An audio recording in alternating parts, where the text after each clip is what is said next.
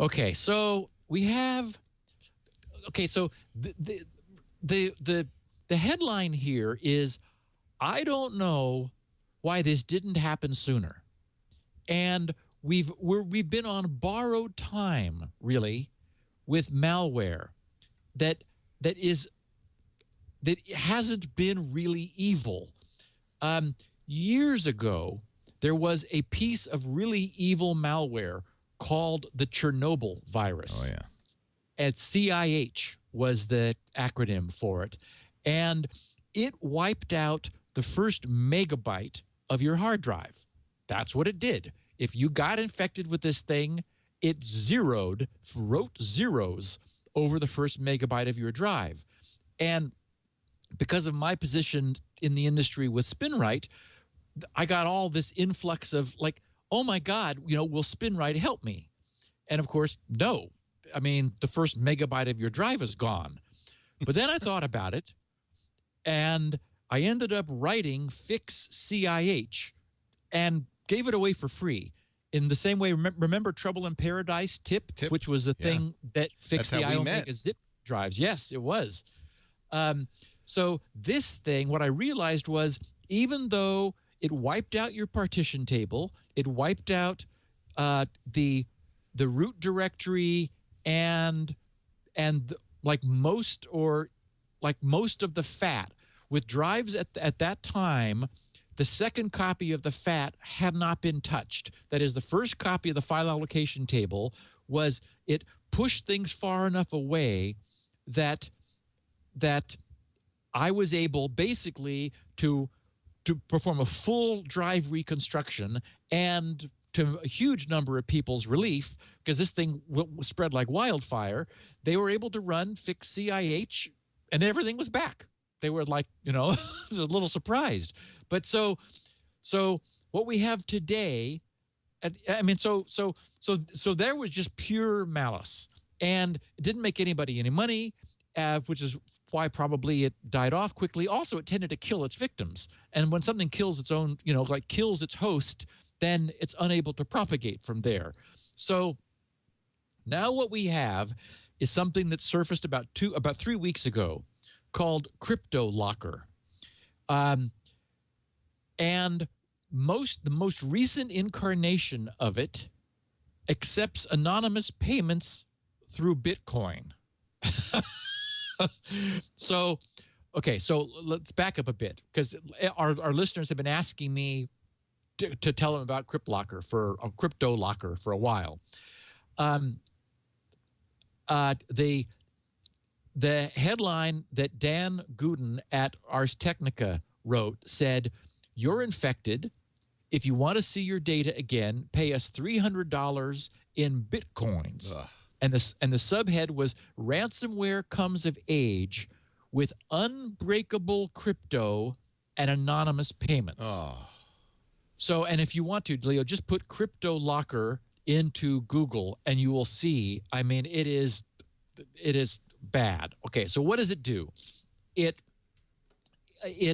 is typically installed through phishing attacks in email. So people will get an email that looks reasonable to them, and they will click on a link, and it'll be an executable, and they will now be infected.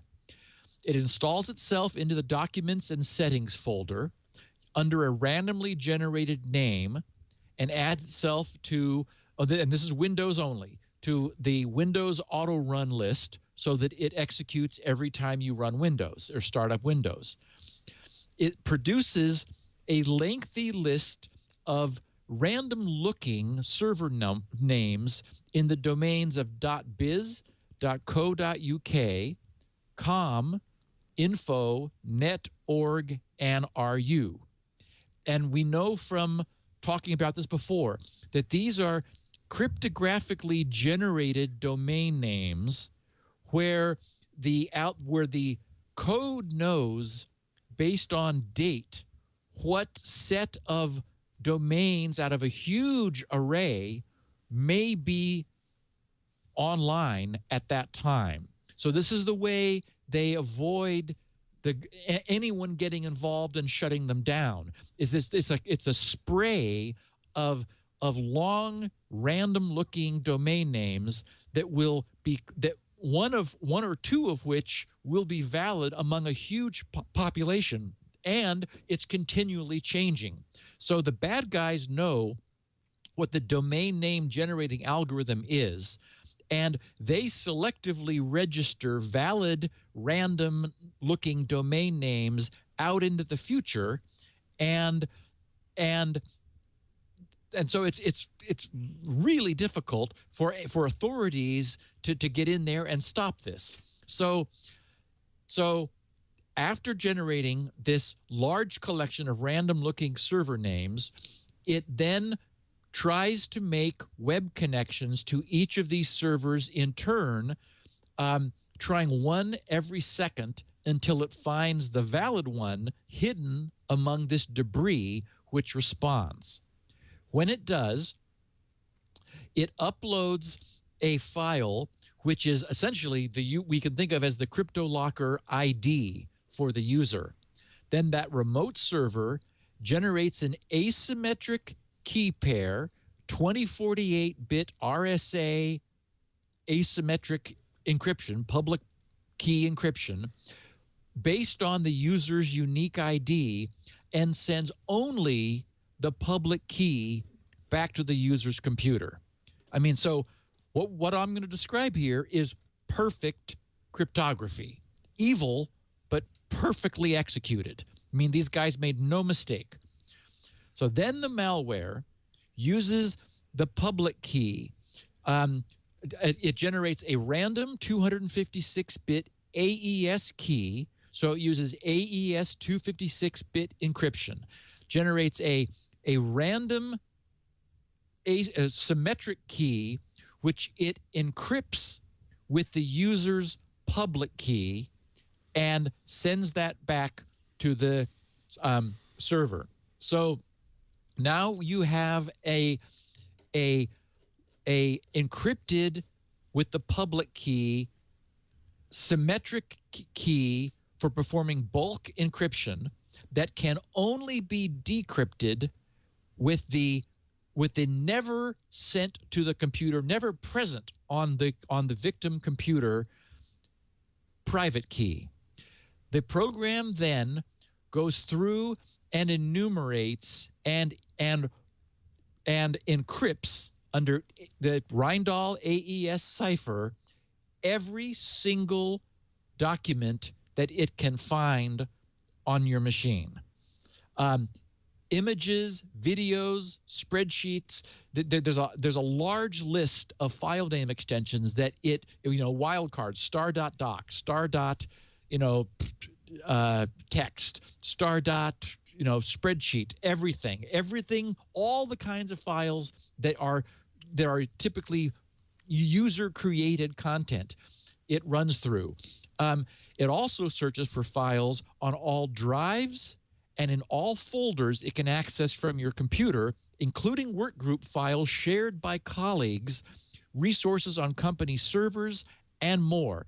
Anything within its reach. Backups, it encrypts. By the way, including backups. Yes, exactly. Including, so if you have hot online backups, they're victims of this. So essentially, the more privileged your account is, the worse the overall damage will be. So it does that to you, and then it pops up the pay page, giving the victim a limited time, typically 72 hours, to buy back. Oh, and once done with all this encryption, it overwrites and erases, zeros the symmetric key. So that it is gone now from your computer.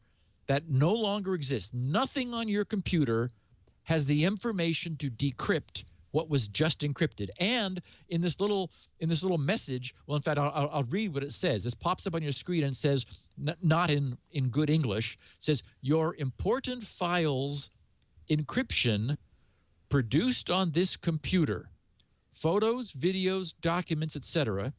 Here, with a link, is a complete list of encrypted files, and you can personally verify this.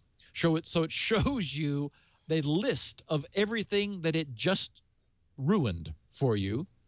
Then it goes on saying encryption was produced using a unique public key, RSA 2048, generated for this computer. To decrypt file, you need to obtain the private key. The single copy of the private key, which will allow you to decrypt the files, located on a secret server on the internet. The server will destroy the key after a time specified in this window. After that, nobody and never will be able to restore files. To obtain the private key for the computer, which will automatically decrypt files, you need to pay $300 / 300 euro, similar amount in another currency. Any attempt to remove or damage this software will lead to the immediate destruction of the private key by server.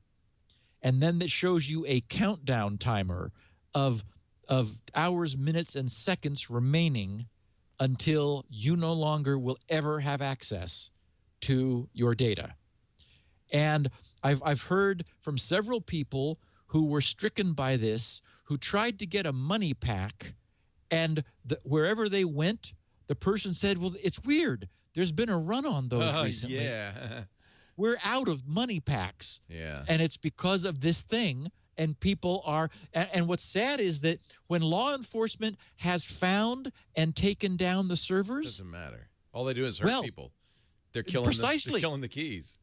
Precisely. They are killing the keys, and then it's impossible for you to get your files back. Yeah.